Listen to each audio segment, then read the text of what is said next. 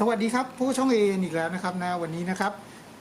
ก็มาแนะนำนะครับการซ่อมรถอีกอย่างหนึ่งซึ่งช่วงร้อนๆนะครับมักจะเจอปัญหากันบ่อยเลยนะครับนะนั่นก็คือน้ำยาแอร์ขาดนะครับน้ำยาแอร์ขาดเนี่ยจะไปเติมที่ร้านก็ได้นะครับแต่ครั้งหนึ่งประมาณ400 ถึง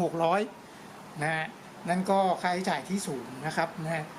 ปกติแล้วนะครับต้องบอกนี้ก่อนเลยนะครับถ้ามันไม่รั่วนะครับนะมันจะไม่ค่อยขาดนะถ้าขาดบ่อยๆหมายความว่ามันรั่วนะครับนะถ้าใช้ฉุกเฉินเนี่ยนะครับเราสามารถเติมเองได้นะเติมฉุกเฉินไปก่อนนะครับถ้าจำเป็นแบบพรุ่งนี้จะต้องออกธุระแล้วอะไรเงี้ยแล้วเติมไว้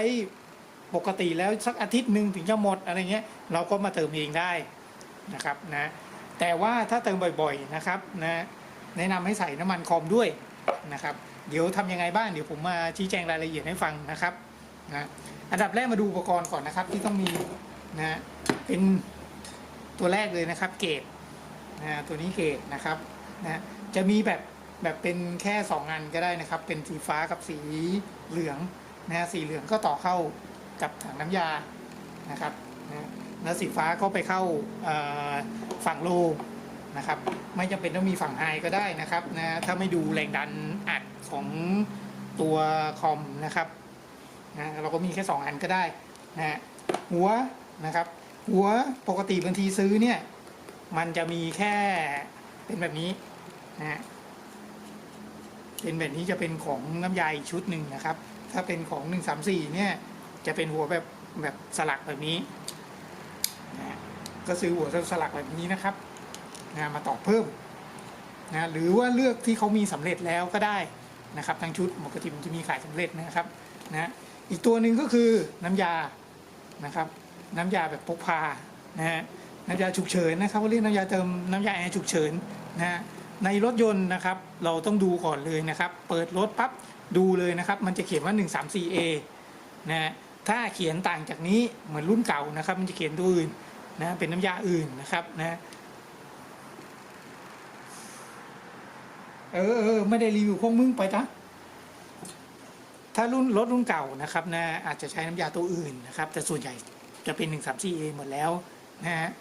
ก็ใช้ตัวนี้นะครับนะตัวนี้นี่มีขายนะครับตามลิงก์ด้านล่างนี้เลยนะครับนะคันนี้ขนาด1ลิตรนะ1กิโลกรัมนะครับนะ1กิโลกรัม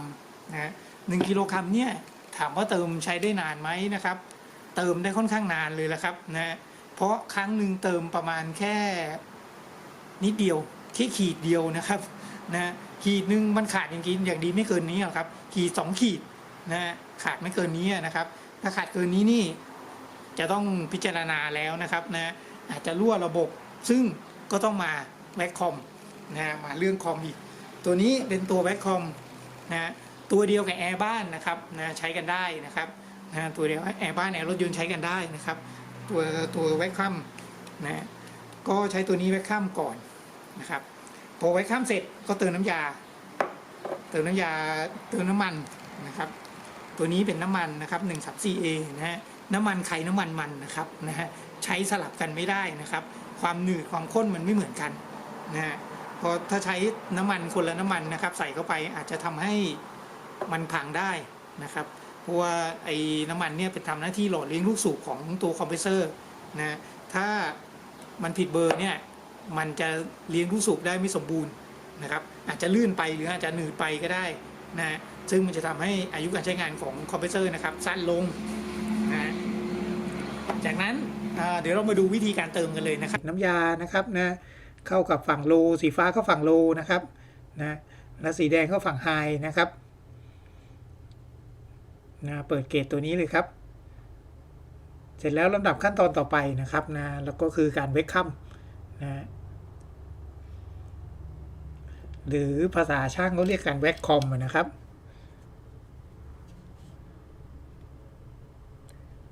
ก็แว็กเอาไว้สักตอนแรกแว็ก10 นาทีก่อนนะครับแว็ก10 นาทีให้เลขมันติดลบ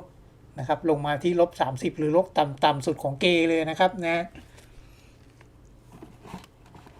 พอมันลงมาเสร็จแล้วเนี่ยปิดนะครับปิดตัวเวกคัมนะครับแล้วปิดวาล์วตัวนี้นะครับเสร็จแล้วดูนะครับว่าเข็มมันตกไหมนะก็คือถ้าระบบมันรั่วนะครับนะ เข็มมันจะตก ก็คือมันจะกลับย้อนกลับขึ้นไปนะครับพูดง่ายๆมันจะไม่ค้างอยู่ที่30-30เหมือนนะครับแต่ถ้ามันไม่ค้างไม่ถ้ามันค้างอยู่นะครับไม่ลดไม่อะไรพวกนี้ไม่กระดุกกระดิกนะครับก็โอเคถือว่าโอเคแล้วนะครับระบบไม่รั่วนะฮะคราวนี้ก่อนจะเติมน้ำยานะครับถ้าปล่อยน้ำยาหมดนี่นะครับเราจะต้องมาเติมเจ้าน้ำมันด้วยนะครับเติมเข้าไป1 สายนะฮะก็คือกรอกเต็มสายนะครับแล้วก็เติมน้ำยาเลยครับตอกน้ำยาเข้าไปนะติดเครื่องนะครับแล้วก็เปิดน้ำยาเข้านะเปิดตอนแรกเนี่ยมันจะคอมมันจะยังไม่ทำงานนะครับนะรอจนกว่าน้ำยาถึงระดับหนึ่งแล้วมันจะทำงานนะครับก็เป็นอันเสร็จพิธีเลยครับ